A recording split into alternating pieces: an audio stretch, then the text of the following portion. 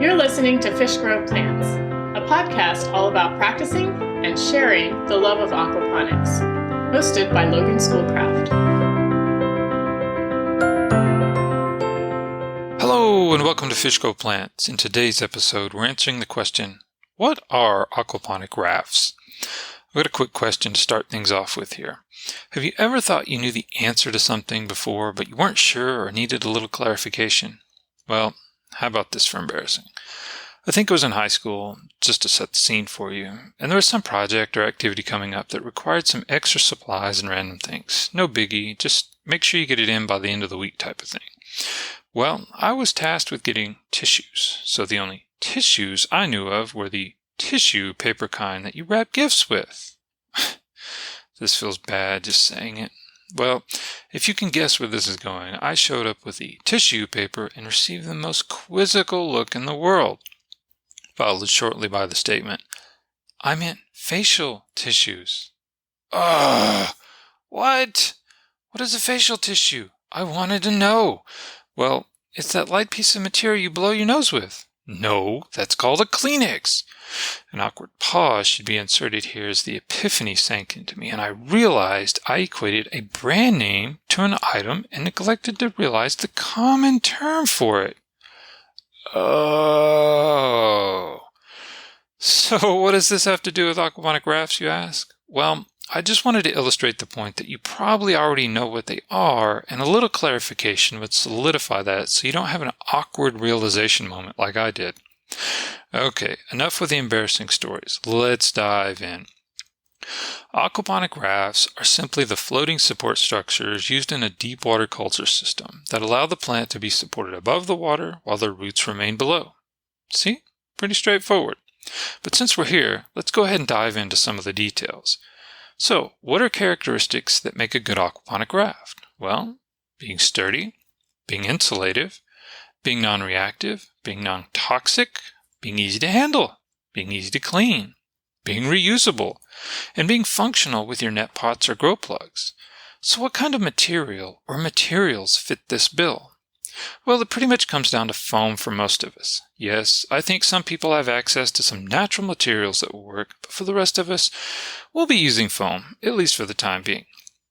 By foam, I mean extruded polystyrene, XPS foam, or expanded polystyrene, EPS foam.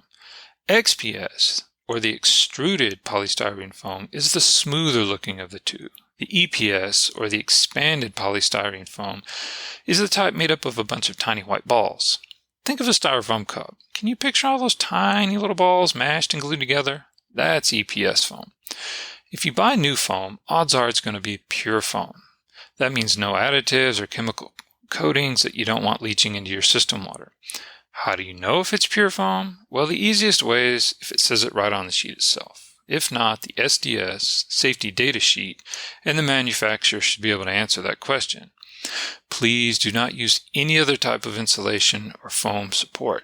The common types you'll find near the XPS and EPS are the polyiso foams, the ISO or PIRs, and they are not what you want. They contain chemicals that give them a better life and insulation properties for construction, but are lethal to your fish and plants.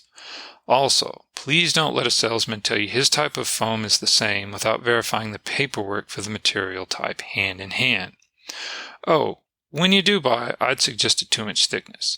Yes, anything over 1 inch will probably work fine, but when you hit the 2-inch mark, you have good insulation properties, a nice rigid structure, even if using EPS foam, and you increase your options for raft sizes and shapes.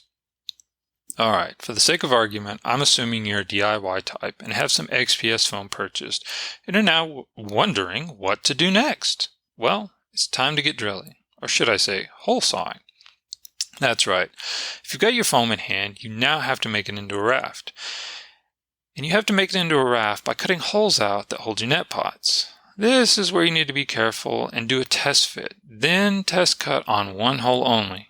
Huh? What do I mean? Well, a very common size of net pot used in these rafts is 2 inch. The only thing is, where the 2 inches is measured on some of these pots is debatable, and whether or not they have a lip to help hold them up.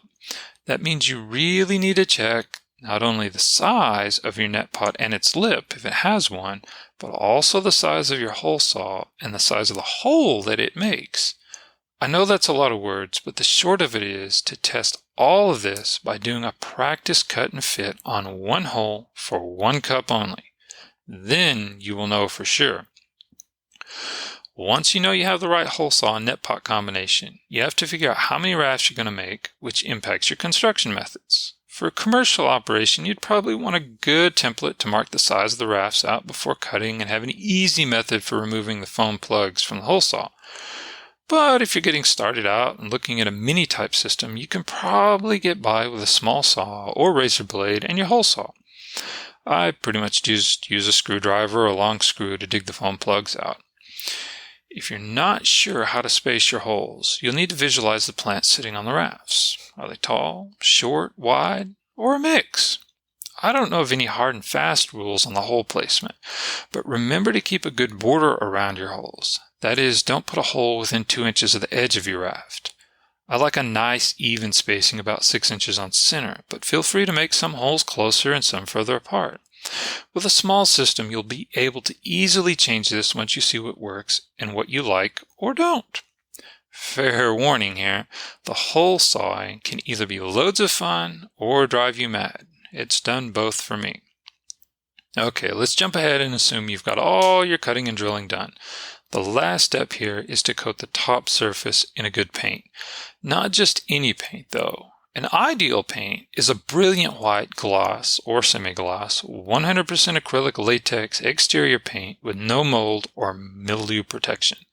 The bright white color helps reflect light to the plants. The exterior grade ensures a good all-weather protection while holding up to mild cleaning, and the lack of a mold and mildew inhibitor makes sure you don't leach any toxic chemicals into your water.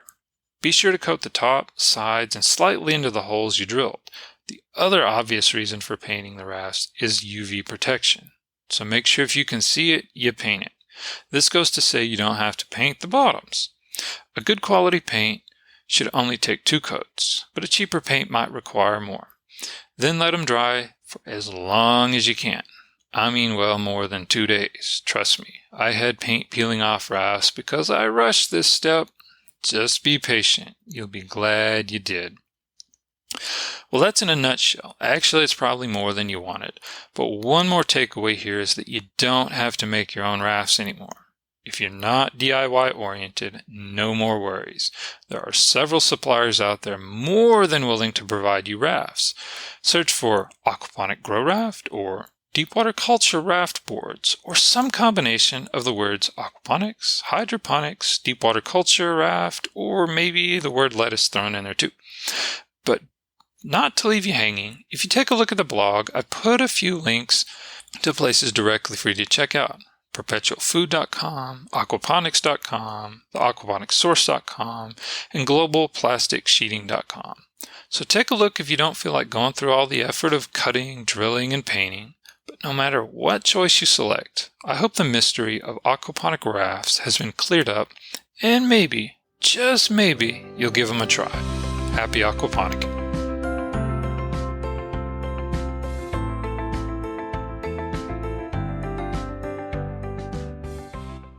Questions! Let me have them. Do you need clarification, more information, or maybe you just have a tangent thought? Send all your thoughts my way.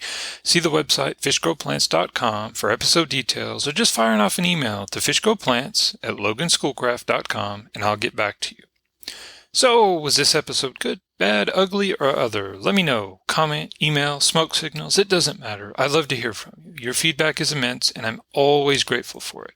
Likewise, thank you for taking the time to listen and share your thoughts. Have a wonderful day. This has been another episode of Fish Grow Plants, the podcast all about practicing and sharing the love of aquaponics, hosted by Logan Schoolcraft.